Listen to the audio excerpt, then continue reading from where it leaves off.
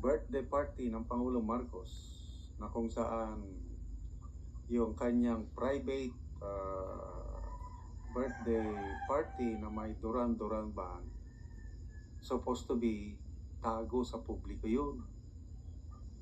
Kasi sa invitation na pinadala ng Malacanang, very clear ang nakalagay doon sa invitation na huwag magdala ng cellphone, walang recording, talagang private lang talaga, yung mga malalapit lang na kaibigan ang inimbita. Ayaw ipaalam sa publiko.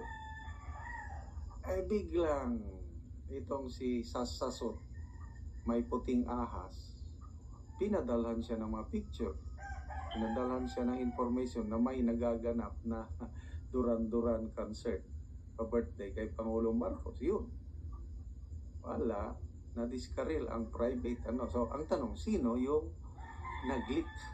Sino ang puting ahas ni Sasasot?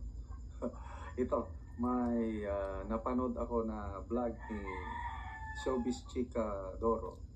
Merong source daw, according to Showbiz Chika Doro, na may source na nagsasabi baka daw si Senator Amy Marcos, baka, source lang ito, i-share ko lang, parinig ko ang balita ni Showbiz Chika Doro.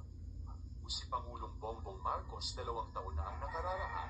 Si Senator Amy Marcos ay naghahanap ng mga paraan upang madiskaril ang sandali ng kanyang kapatid sa spotlight at noong 13 ng Biyernes, sa wakas ay sumugod siya. Ibinunyag ng isang source na si Amy ang pangunahing sospek sa likod ng pag-leak ng pribadong konsyerto ng Duran-Duran sa ika-67th birthday bash ni Bongbong sa Manila Marriott. Kilalang-kilala sa pag-uudyok ng family drama, si Amy ay di umano'y nag-crash sa ultra-exclusive na kaganapan, kumuha ng larawan ng iconic na 80s band na gumaganap, at pagkatapos ay mabilis na lumabas.